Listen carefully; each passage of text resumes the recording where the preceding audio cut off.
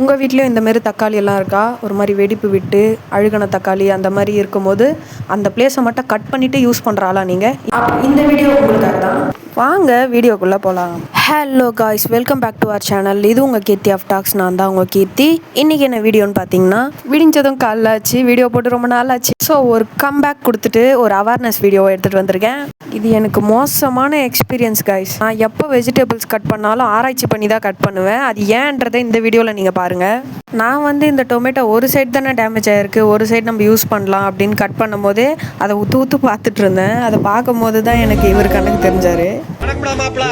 இதை எதுக்காக நான் வீடியோ எடுத்து போஸ்ட் பண்ணுறேன் அப்படின்னா, நம்மளுக்கு இப்போ இருக்கிற ஜென்ரேஷனில் நம்மளுக்கு எதுக்குமே டைம் கிடையாது. இதெல்லாம் நம்மளுக்கு பார்க்கவும் டைம் இருக்காது. அதனால் நம்ம நல்லதுக்காகவும் நம்ம குழந்தைங்க நல்லதுக்காகவும் தான் இது, ஜஸ்ட் ஒரு அவேர்னஸ்க்காக தான் இதை நான் போஸ்ட் பண்ணுறேன். வீட்டில் இந்த குக்கிங் டிபார்ட்மெண்ட் பார்க்குறவங்க, இந்த வெஜிடபிள்ஸ் கட் பண்ணுறவங்க, அவங்களாம் கொஞ்சம் அவேர்னஸாக இருங்க. கொஞ்சம் செக் பண்ணி கட் பண்ணிக்கோங்க. தேங்க்யூ.